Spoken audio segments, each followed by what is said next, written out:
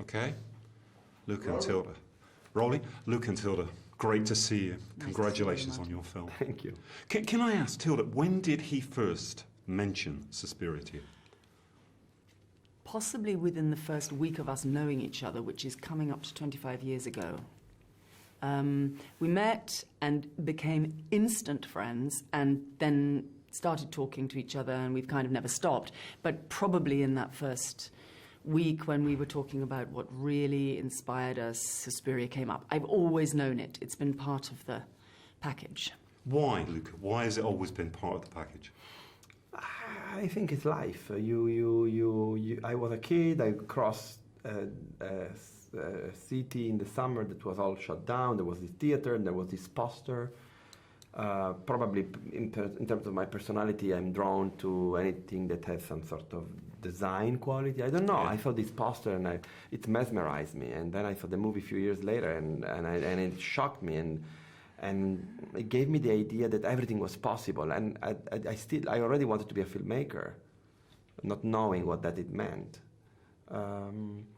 So it's life again. It happened that this film by Dario Argento became a primal sin for me and never let me go. So what was it like, day one then, finally making this film? Well, day one was then, I suppose. I guess it was, wasn't it? And for me, day one was 25 years ago, and the day, and then which day one do you mean? Shooting? I guess I meant day one first, on set. I'm going to ask you about your wonderful abandoned hotel. Yeah. But what was that like, finally to be shooting? I mean, it was fun. I tell you a little anecdote to make it light. We were in this abandoned hotel, and there was all sorts of noises coming from every corner because it was huge. And so maybe the filming crew was there, the second unit crew was downstairs, and someone else was putting together all the hair for the Sabbath scene. And there was constant little interruption and noises, and Mia in particular was very nervous because she wanted complete silence and absolute. And we are Italians, so. And then the noise and the noise and the noise, and she keeps being stopped. And then she said, oh. And then we say, okay, let's do it now. And we start filming, and it's going on and on, beautiful. The scene is almost done, and then a phone rings. And I say, oh my God, that's terrible. And I said, look at this, the Italians. It was Mia's phone. Yeah. But yeah. It's, it just unrolls. It's like a sort of weird circus. Yeah. It's a circus. Why did you pick this particular location? I'm fascinated by that. Because tell me, is it an abandoned hotel in Italy? In Varese, outside Varese. And the strange thing for all of us when we were shooting is that the hotel itself, in its state at the moment, which is derelict and has these terrible telecom towers on the roof, which gave us all these terrible headaches. And that's why we've all got these bags under our eyes during the filming, because we were... Which was very good for the movie. Perfect for the movie.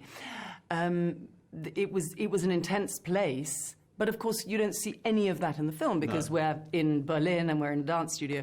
So we would go up the mountain every morning to this very emblematic horror location, but none of the exterior horror location was used for the film. But it did feed into it. It did. The atmosphere of the Witch's Coven is in that space somewhere. Yeah. Yeah.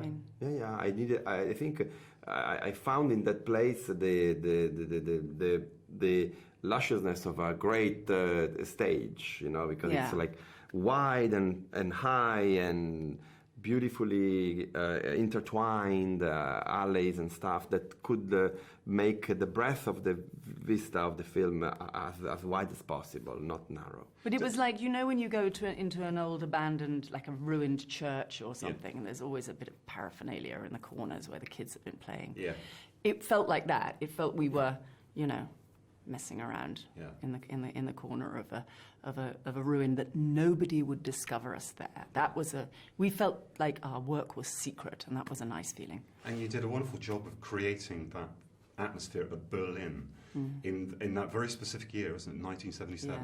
Why that year, Luca? Why was that important for you? I think it's a little bit dumb because the Dario Argento movie was 1977, and that year for me it's very specific, and I remember in Italy, that we were at the peak of the terrorism, the Brigate Rosse, and at the same time we were at the peak of the feminist movement. And even if I was 6, I remember the dreads atmosphere of that period, and I kept being fascinated historically by the history of that moment. And Tilda, do you remember? I remember it. I mean, funnily enough, I was 16 in 1977, and my father was a soldier and was stationed in Germany at the time. And I have a very strong sense of that feeling of the underground. I think the idea of underground movements really began then for me. And so it's very much linked with that.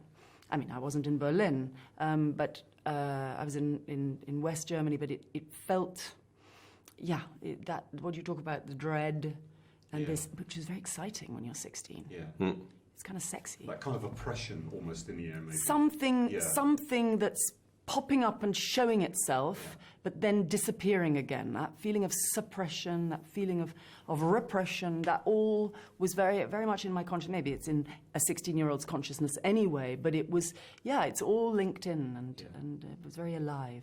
Luca, you said before that you wanted your film to make people think about the power of women. Could you explain a little bit about that?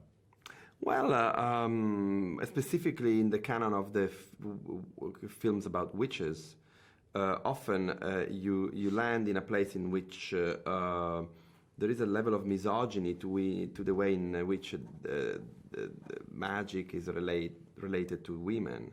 And as we know, the concept of a witch has been forged by the dominant society during that epoch between the medieval ages and the Enlightenment, and the fear of women, right? Which was a church and male patriarchal society that imposed the idea that a group of women who were independent, who were attracted by being together, who were alone, became witches. And then after, during the Inquisition, they were forced to admit they were witches.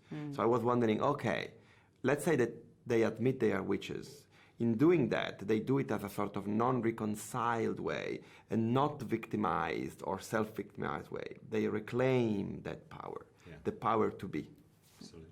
Can we talk about the wonderful performance by Lutz Ebersdorf? Isn't it great? He is great. Where did you find him, Luca? Germany. In Germany? But I've not seen any other credits for him. He's a psychoanalyst. He's never performed in a film before. You may remember in I Am Love, we have many people from the real, let's say, society level milieu of the film that we hire to play. Les vraies choses. Oui, you need that in movies. I mean, I wish I could do films in the way in which Bresson was doing them, but I have too great a fascination for the people I work with. But the concept of model is something that I like very much. And Lutz Ebersdorf manages to do something that I always wanted to do, which was to be in one film and never another. It's so elegant. Yes. And it's born as a new face for this film, and it's beautiful. Because we watch a new face in a different way. When you go, oh, that's so-and-so, and how are they different in this, and how are they the same in that? And it's such a... He's very good. I would like to see him again. Maybe. And Michael Olson and Lutz Ebersdorf, Michael plays one of the two agents. None of them are actors. One is a great architectural photographer, one is a psychoanalyst. They were so easy to say, can you be full frontal naked? And they say, sure. Boom. Yeah. Even if he was 80. Yeah. Professional. Yeah. Well, amateur. Even better. Even better. Yeah. Commitment. Is Dario going to see the film? Dario saw the movie a few months ago. And? I heard today that he said that that his movie is ferocious and this is delicate. I kind of like that, and it's interesting because I said the same, but swapped. I said that he's very delicate and I'm ferocious, but it's a nice dual twisted reclaim of ferociousness and delicacy. I think both are the delicate and ferocious, probably. But I love Dario dearly. You clearly do. I remember I had a dinner with him in Rome a few years ago when we finally got the rights, and then we were going to do the film, and I said, Dario, bless me. And I said, you don't need blessing, you do your film. He's a wonderful person, Dario. Absolutely. And finally, last question. Tom York and the music. Magic. Discuss. Magic. Pure spells. Yeah. Dario, Tom is incredibly generous and so really deeply committed. And we started working together before shooting. And the theme of the film that you see here in the two songs, that in the songs at the beginning and the end, was created before we shot, and that was really a lullaby that accompanied us all through the filming and the editing. He has been fantastic, and his team, his producer, we worked in a state of blissfulness. Cool. Thank you so much, Carl. Thank you very Real much. pleasure. Martin.